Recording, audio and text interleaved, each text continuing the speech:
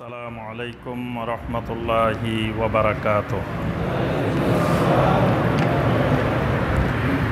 বর্তমান যে virus, corona virus নামে যে ভাইরাস সমগ্র পৃথিবীব্যাপী বর্তমানে মানুষের মধ্যে সংক্রমিত হচ্ছে, তো এই ভাইরাস থেকে মুক্ত থাকার জন্য বর্তমান সময়ে আমাদের 5 নম্বর করণীয় হলো আমাদেরকে স্বাস্থ্য মন্ত্রণালয়, ধর্ম মন্ত্রণালয় যেই নির্দেশনাগুলো দিবে এই নির্দেশনাগুলো মেনে চলা। এইগুলো উলিল আমরের এতাআত করা।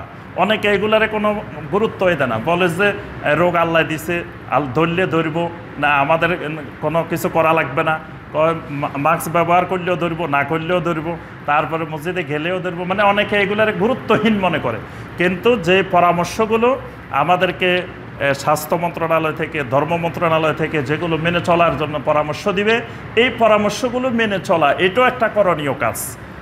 নিজেদের সুরক্ষার জন্য যা যা দরকার এই প্রস্তুতিগুলো নিজেদেরকে রাখতে হবে। আল্লাহ পাক কোরআনে কারিমে বলছেন, ওয়ালা তুলকু বিআইদিকুম ইলা তাহলুকা, নিজেরা নিজেদেরকে ধ্বংসের দিকে ঠেলে দিও না।